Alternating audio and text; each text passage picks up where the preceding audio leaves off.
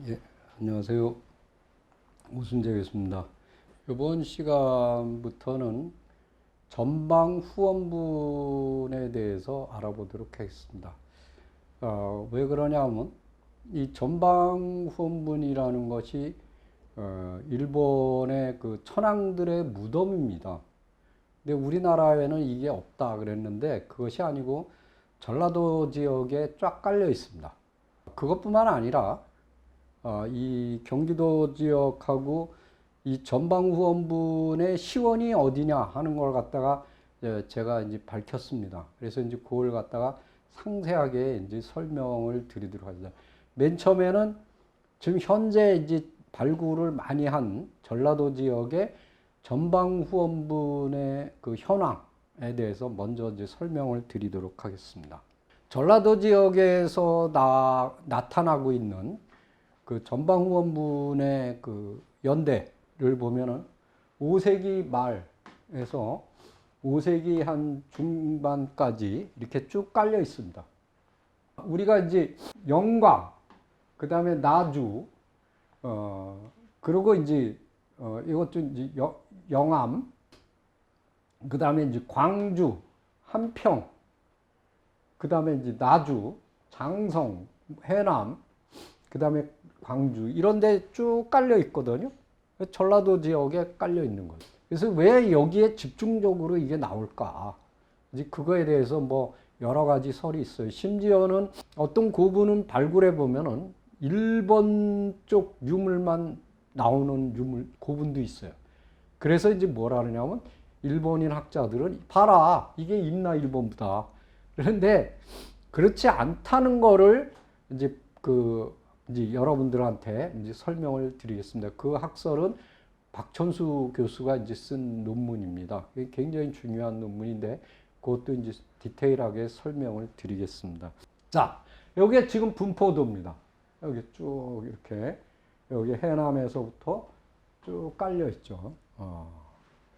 그리고 맨 처음에 이제 영암을 한번 보도록 하겠습니다. 영암은 여러분들이 보시듯이 바로 이 지역입니다. 여기가 해남이고. 그런데 영암의 시정면 태관리, 요게 최초로 발굴한 전방후입니다. 우리나라에서. 전체 길이가 35.6m. 동네에서 뭐라 하냐면 자라봉이라 그래요. 왜냐면 자라같이 생겨서.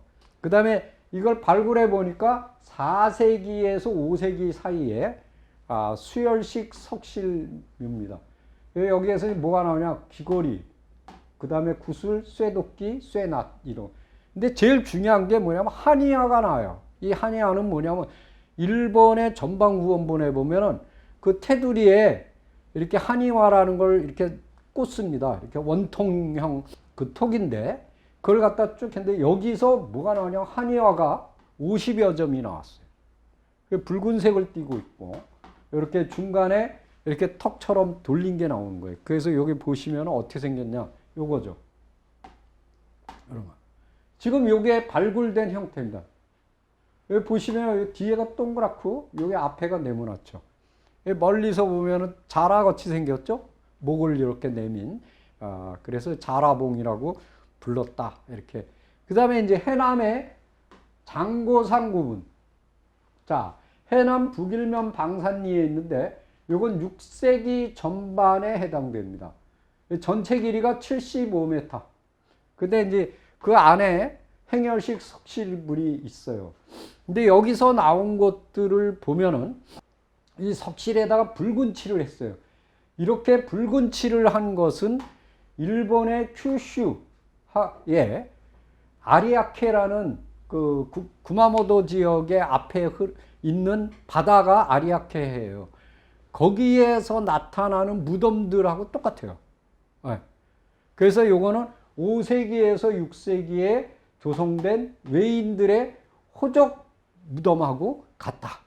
그리고 이제 여기 갑오편이 나왔고 여기서 이제 회청색 경질토개 또 적살색 경질토개 그다음에 원통형 토기편이 또 나오죠. 이런 것들을 전체적으로 볼 때 일본에서 나오는 그 큐슈 지역의 고분하고 상통하고 있다라는 걸 볼 수가 있습니다. 그 다음에 이제 용두리 고분을 보겠습니다. 해남면, 삼상면, 창리에 있는 용두리 고분은 전체 길이가 41.3이에요. 여기 이제 이렇게 그 테두리에 또랑을 팠어요. 그 또랑에서 토기류하고 옥, 철기 이런 것들이 나왔는데 여기서 이제 그 안에 고분 안에서 행여식 석실분이 나온 거죠. 근데 거기에 보면 이 깬돌을 이렇게 쌓고 그 사이에 점토를 채웠어요. 그리고 위로 올라가면서 이렇게 좁아지는 그러한 석실의 형태를 가지고 있습니다. 그 다음에 이렇게 된 거죠. 여기 들어가면서 이렇게 위로 가면서 이렇게 엎어지죠. 그 다음에 여기 다 붉은 칠을 한 거예요. 이거 칠을 한 겁니다. 네. 이런 거는 우리나라에 없거든요. 그래서 일본 쪽에 이런 형태의 것들이 나타나고 있습니다. 이게 이제 발굴된 모양, 이게 위에서 본 거죠. 여기 보면 동그랗고 앞에가 네모난 전방 후원분, 뒤쪽은 동그랗고 앞에는 네모났다. 그래서 전방 후원분이라고 부르는 겁니다. 이게 장고산 고분, 이게 용두리 고분 이렇게 되겠습니다.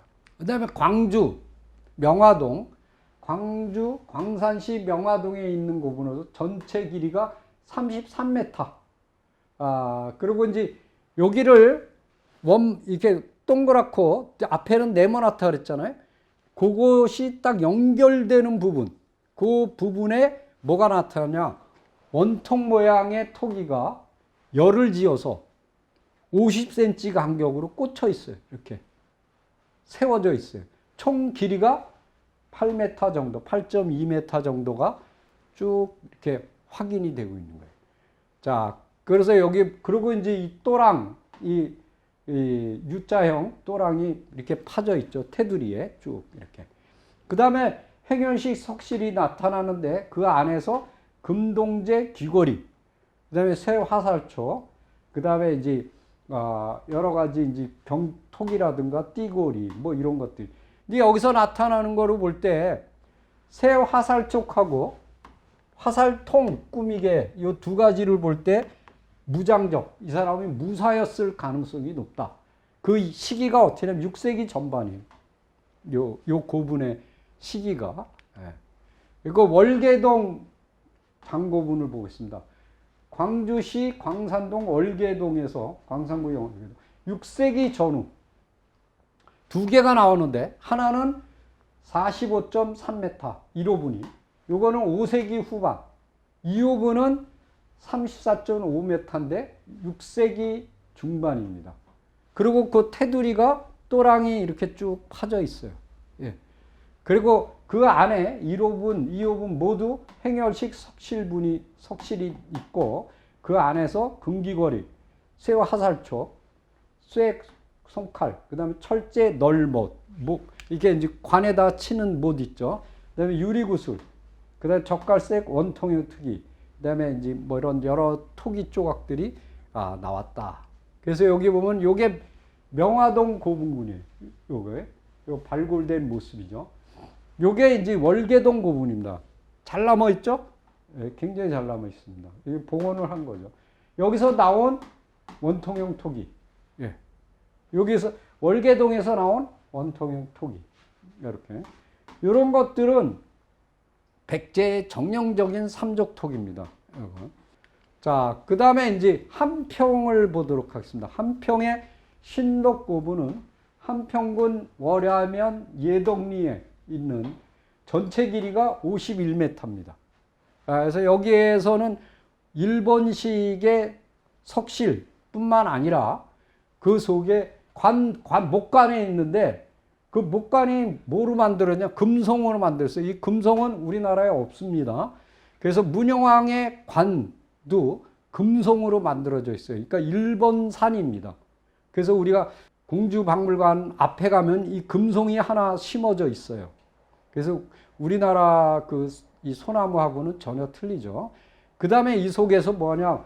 금동관하고 삼각형 철모가 나오는데 요것이 뭐냐면 외화 백제계의 요소가 합해진 거다. 그래서 여기 보면은 이제 5세기 말에서 6세기 전반에 걸친 일본의 경질토기, 그걸 쓰에기라고 부릅니다. 그 쓰에기가 일본께 여기서 나오고 있는 거예요. 그래서 이제 일본 쪽하고 관련이 깊은 거를 우리가 알 수 있는 거죠. 자, 요게 신덕급은 여기 동그랗고 여기 네모났죠. 여기 이제 유물이 출토되는 모습입니다. 이제 석실에서. 그 다음에 거기서 나온 유물들 이렇게 쭉 볼 수가 있는 거죠. 그 다음에 이제 한평 주감리 고분. 요거는 한평군 손불면 주감리에서 나오는데 전체 길이가 70m입니다. 꽤 크죠? 그 다음에 주구, 구덩이가 이렇게 또랑이 쭉 외곽을 따라서 이렇게 파져 있어요. 너비가 6m, 깊이는 1 내지 1.5m. 이 축조 연대는 5세기 중엽에서 6세기 중엽 요 사이로 생겼다. 그래서 우리 이렇게 생겼습니다. 위에서 볼 때. 요게 이제 한평 주감리 고분. 그러면은 지금까지 살펴본 그 영상강에서만 나오는 이 전방후원분의 특징이 뭐냐 이거예요. 이걸 이제 제대로 분석한 분이 박천수 교수인데 무슨 얘기를 하냐면 여기에 영산강 유역에 있는 그 토착 세력들과는 전혀 상관없는 일본 계통의 이런 것들이 튀어나오고 있다 이거예요. 전방후원분이. 그래서 이거를 볼 때 일본 열도 출신의 외인, 일본 사람들로 볼 수밖에 없다. 그런데 그 중에서도 특히 일본 큐슈 지역의 아리아케해 연안에 걸쳐진 유력한 호족들일 가능성이 높다. 근데 이들이 축조된 그 시기를 보면은 백제의 웅진기 후반에 한정되어 있어요. 아까 보셨죠? 왜냐하면 5세기 말에서 6세기 고 중반까지니까. 그리고 특이한 게 이들이 한꺼번에 몰려 있는 게 아니라 뿔뿔이 흩어져 있어요. 분산되어 배치되어 있어요. 그러니까 이거는 뭐냐면 중앙에서 이 전라도 지역에다가 파견한 외계 일본 계통의 백제 관원일 가능성이 높다. 그럼 왜 이들을 이용했을까 하는 거예요. 자, 요건데 지금 이게 처음 발생기거든요. 발생할 때 어떻게 하냐. 요 고흥에서 쭉 와서 해남을 거쳐서 그 다음에 이쪽으로 올라가고 있어요. 이렇게. 신안, 목포, 부안 쪽으로. 요게 일기예요. 여기 보면은 서남 해안 외계 고분의 발생 이렇게 등장이죠. 등장. 자, 요게 이제 네 번째는 여기로 들어와서 여기서부터 쭉 퍼져나가요. 이렇게. 근데 여기서 보면은 요거는 외계고 요건 백제계예요. 요거는 백제계, 외계. 따로따로 분산돼 있어요. 왜 그랬느냐? 요걸 이제 설명을 드려야 됩니다. 첫 번째, 백제의 아신왕이 죽었어요. AD 405년에. 그러자 둘째 아들인 훈해가 지금 태자가 어디 있냐면 전지가 일본에 있어요. 일본에 파견돼 있거든요. 근데 얘가 쿠데타를 일으켜서 여기 훈해가 정사를 대리했어요. 둘째 아들이. 왜냐면 형이 올 때까지. 근데 막내 아들 설레가 이 자기 형을 죽여버리고 자기가 왕이 됐어요. 그랬을 때 왜 왕이 병사 100명으로 전지를 갖다 호송해서 이거 호위해갖고 들어가서 그를 죽여버려요. 이 설레를. 막내 아들을 죽여버리고 이제 전지를 왕을 세우는 거죠. 이때 100명이나 되는 군사를 이끌었던 장군이 있겠죠. 그 장군이 일본으로 다시 돌아갔느냐? 아니라는 거예요. 이곳에 남아 있었을 가능성이 높다. 그건 이제 후에 다시 얘기하겠습니다. 475년에는 장수왕이 백제의 한성을 쳐서 괴로왕을 죽여요. 그래서 문주왕이 웅진으로 천도하죠. 그랬을 때 이 문주왕이 피살돼요. 그리고 479년 상군왕도 피살돼요. 그래서 이 왕들이 계속 죽어나가니까 어떻게 되냐면 일본에 와 있던 곤지는 누구냐면 계로왕의 동생이에요. 곤지의 아들 동성왕을 귀국시켜서 어떻게 하냐면 500명의 군사들을 호위해서 귀국을 시켜요. 그랬는데 왕이 됐거든요. 동성왕이. 근데 백가라는 사람한테 또 피살됩니다. 그러자 그 501년에는 그의 동생인 문영왕이 들어와서 이 백가를 죽여버리고 왕이 되는 거죠. 이런 거를 볼 때 지금 굉장히 그 왕권이 흔들리고 있다라는 거를 볼 수가 있어요. 그거를 보호해 준 게 뭐냐? 일본의 군사력이다. 그러면 이들을 호위하고 들어왔던 일본의 군사 장군들, 이들은 과연 어떻게 됐을까? 이제 그거를 한번 보도록 하겠습니다. 자, 여기에 보시면은 일본인들이 백제에 와서 관료를 하고 있다는 걸 볼 수가 있어요. 그거는 어디서 볼 수 있냐? 일본 서기에 보면 게이타 천황 때 516년입니다. 백제는 사신으로 장막고라는 장군과 함께 일본에서 파견된 백제의 관료, 이거 일본 사람입니다. 시나노 아히다가 있다.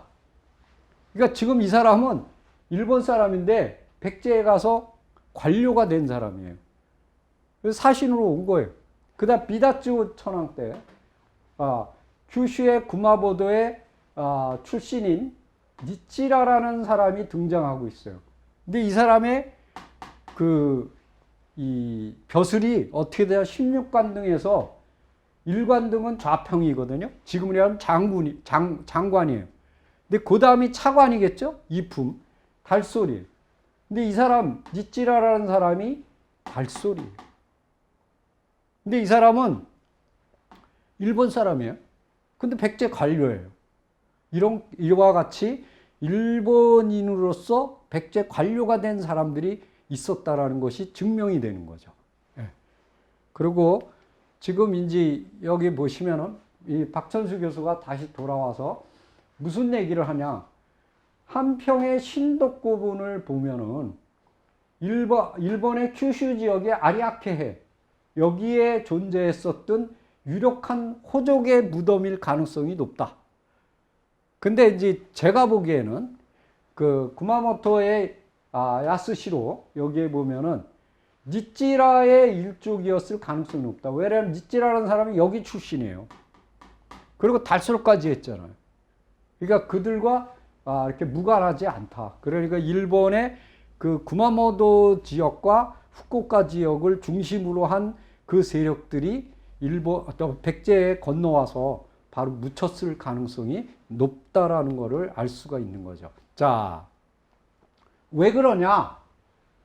백제가 영산강 유역에다가 일본인들을 파견한 이유는 이 한성 지역이 함락되고 웅진으로 천도하는 과정에서 계속 그 왕들이 죽어나가잖아요. 그러면서 그 남쪽을 통제할 수 있는 역량이 이 중앙이 어지러우니까 힘들어져요. 그래서 어떻게 되냐면 여기서 4세기 후반 이래 교섭을 계속해온 백제의 문물이 6세기 전엽이 돼서야 가야 지역의 문물을 교체하듯이 일본 열도에서 돌연히 유입되는 것은 백제의 문물의 선진성, 그 다음에 남해안을 통한 교통의 요충지를 장악하기 위한 이런 것들을 위해서 이 아리에케하고 현해탄 이 두 지역이 굉장히 중요하기 때문에 그 지역을 장악할 수 있는 세력, 그러니까 일본의 호족 세력이죠. 그러니까 후쿠오카하고 구마모토 이 지역을 장악할 수 있는 그 지역의 호족들을 이용했다. 이렇게 볼 수가 있는 겁니다. 그래서 여기 보면은 웅진기의 영산강 유역의 외인의 무사들, 무장들이죠. 이들을 전라도 지역에다가 이렇게 투입을 시킨 이유는 기존의 질서를 무너뜨리는 거예요. 왜냐하면 거기는 지금 마한의 유민들이 굉장히 많이 살고 있잖아요.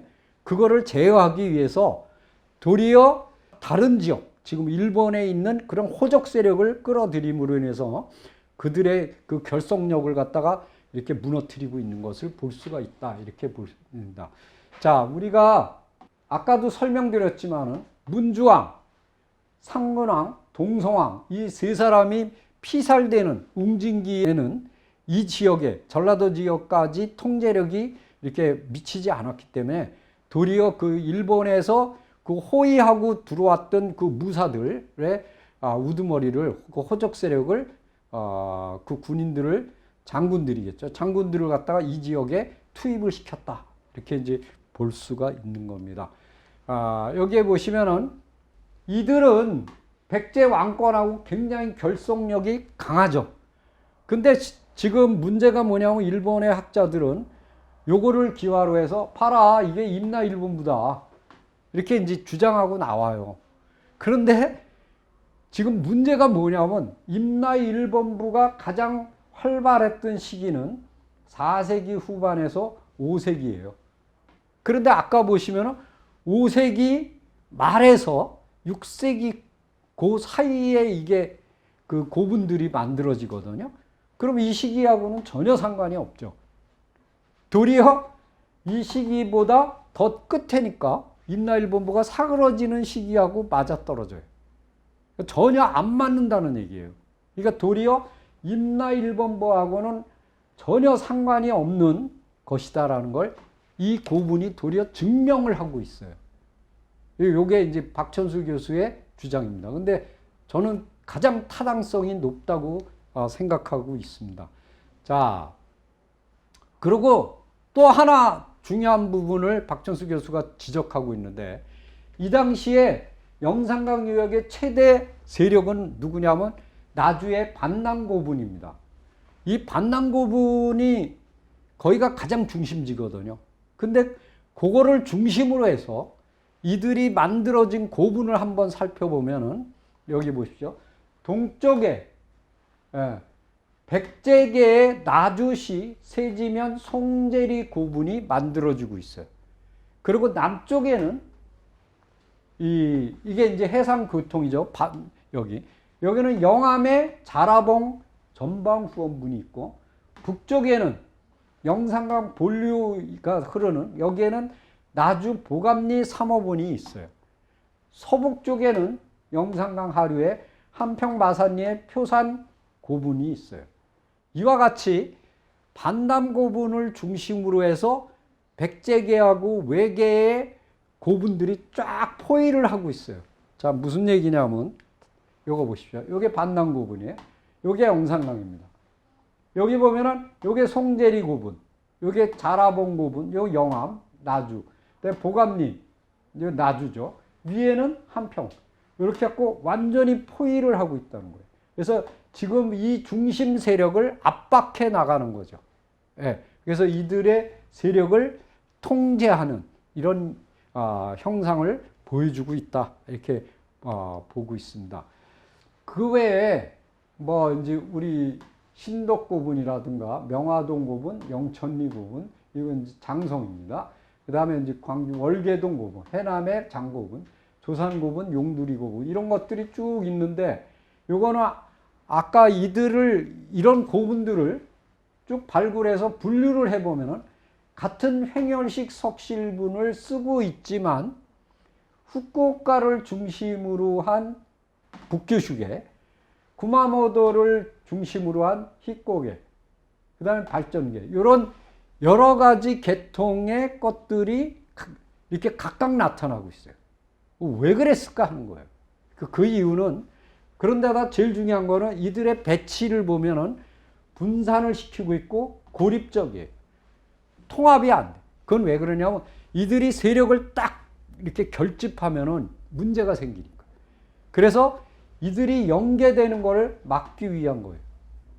그래서 보시면은 어떻게 생기냐. 이렇게 보세요. 다 흐트러 놨잖아요. 이렇게. 따로따로 돼 있는 거예요. 그리고 계통도 다 틀리게.